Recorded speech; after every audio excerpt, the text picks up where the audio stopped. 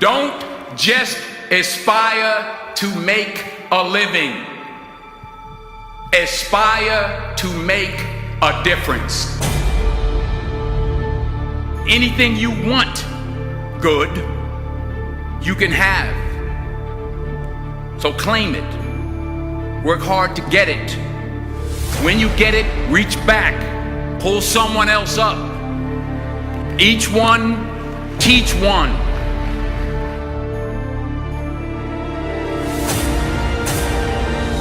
Just because you're doing a lot more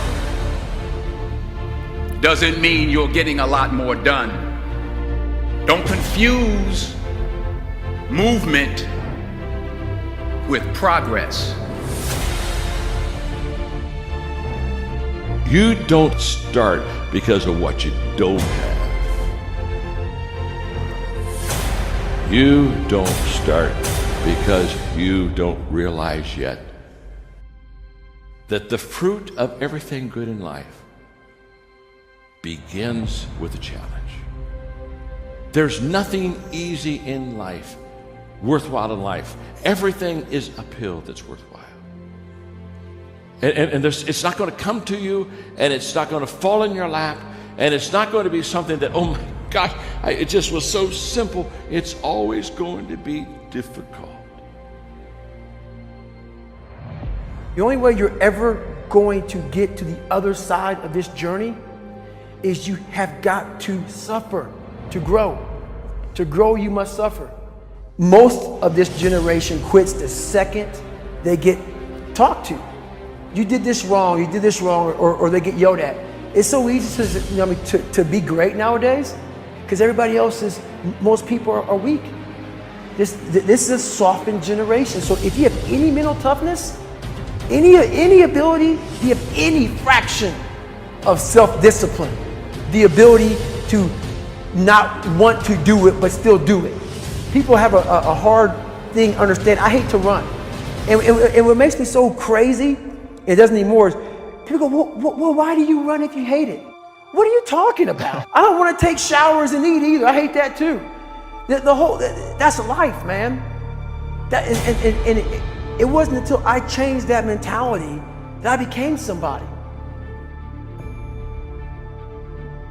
What do you do on the days when you're just not feeling it? Those days. Those days when I'm tired or worn out or just basically sick of the grind. What do I do on those days? I go anyways.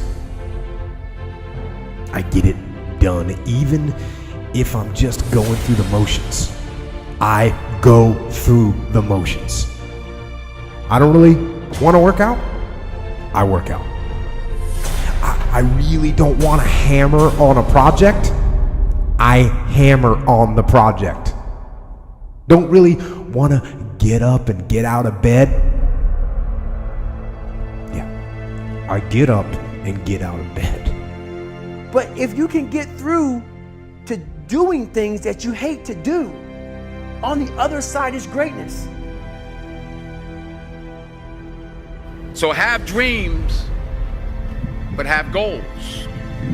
Life goals, yearly goals, monthly goals, daily goals.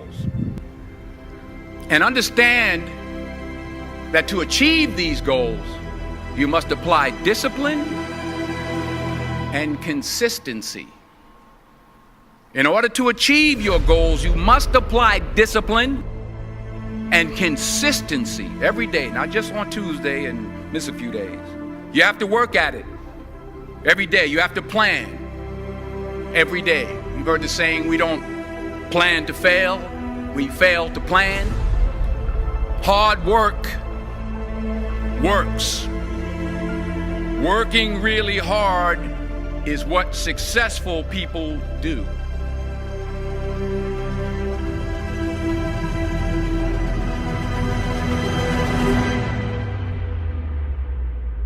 Do not listen to that little voice. Instead, go through the motions. Lift the weights. sprint the hill, work on the project, get out of bed. Now, as an overall rule, I do not like procrastination. You need to get things done.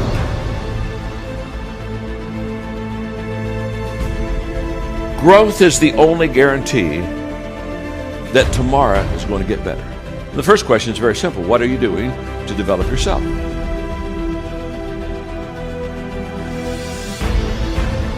"99% of people today are assuming, just assuming, that somehow they'll get better." Very sad, folks, very sad.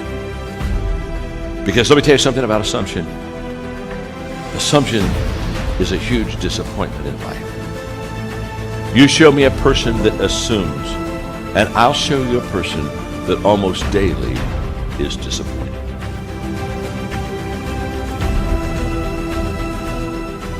For me to fix this, I gotta read what the hell is wrong with David Goggins. Not blame anybody.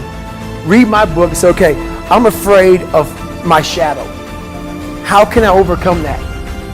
Go in the military, get your ass kicked, do things you hate to do. Be uncomfortable every day of your life. Roger that. I'm not the smartest kid in the world. Okay. Instead of somebody saying, oh no, you're smart. No, don't say that to yourself. I said to myself, no, I'm a dumb motherfucker. Okay, roger that. How you get smarter? Educate yourself. So the things that we run from the truth. We're running from the truth, man. So the only way I became successful was going towards the truth.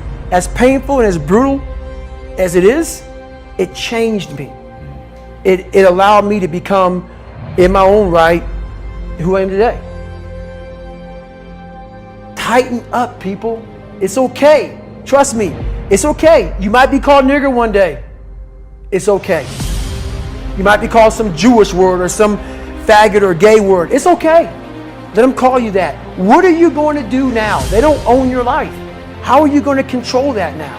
How are you going to flip it upside down and say, roger that, now I'm going to harness this shit and you'll read about me years from now? How? That's the question. How are you going to do that? Thicken your skin. Become more of a human being. Don't be afraid of the reflection in the mirror, because that's all you can be afraid of. Once you overcome the reflection in the mirror, you've done it. Here's the hard truth. People don't necessarily want you to succeed. And the bigger your dream, the more people that are going to come out of the woodwork to try to stop you. As Oliver Emberton said, the only way to avoid pissing people off is to do nothing important.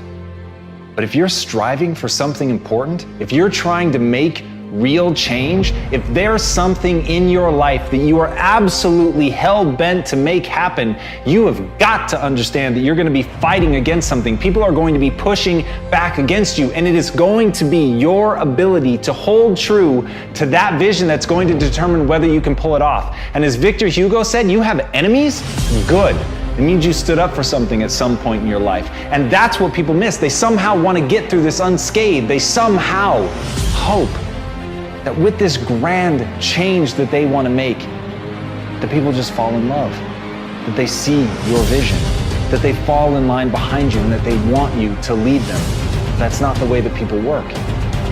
Having a vision already puts you in an incredibly rare group of people. Being able to see something that other people can't see, that is the role of a visionary, is literally to interpret the world that other people don't even know exists and bring it into fruition and get people excited about it, get them to fall in line. But understand, when you build an army, you will have an opposing force.